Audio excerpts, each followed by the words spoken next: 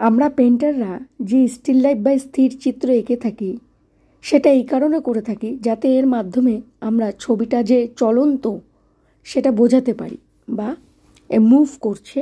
একটা ছবি স্থির আর মুভ করা দুটোর মধ্যে ফারাক আছে। এটা ভালো শিখতে গেলে তোমরা যে কোনো গাছের স্টিল লাইফ ড্রয়িং করতে পারো। আমি এখানে আমাদের ব্রোমিলিয়াস যে গাছটা রয়েছে আমার ব্যালকনিতে, আমি সেটাকেই ড্রয়িং করলাম। প্রথমে আগে ফার্স্ট টোনে আমি ব্যাকগ্রাউন্ডটা লাইট ব্যাকগ্রাউন্ড দিলাম, কেননা তোমরা দেখতে পাচ্ছ আমি আলোর অপোজিটে বসে ছবিটা আঁকছি, তাতে গাছের পাতাগুলো একটু ডিপ কালার দেখাবে। তো সেই কারণে আমি ব্যাকগ্রাউন্ড দিয়ে ডাইরেক্ট ডিপ কালার দিয়ে পাতার ড্রয়িং করা শুরু করলাম। আগেই বলে রাখি যে এইখানে যেহেতু আমি আলোর অপোজিটে আছি, সুতরাং আমি এখানে পাতার মধ্যে বেশি হাইলাইট অপশান দেখাতে পারবো না, যতটা রয়েছে ততটাই। আর এই ব্রোমিলিয়াস প্ল্যান্ট আমি চুজ করেছি এই কারণেই, কারণ এই গাছের পাতা খুব খুব টুইস্টেড হয়, খুব মুভ করে।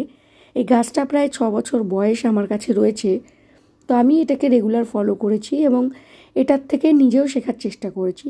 তো সুতরাং তোমাদেরও বলবো, তোমরা আউটডোর পেন্টিংয়ে যদি না যেতে পারো, তোমার চোখের সামনে যা আছে তাই থেকে শেখার চেষ্টা করো, কোনো অসুবিধা নেই। তবে হ্যাঁ, প্র্যাকটিস রেগুলার করতে হবে যদি তোমার হাতকে পারফেক্ট করতে হয়, এবং ভবিষ্যতে নিজের ব্রেন থেকে বা নিজে থেকে আলাদা করে ক্রিয়েশন করতে গেলে এই প্র্যাকটিস করা খুব দরকার।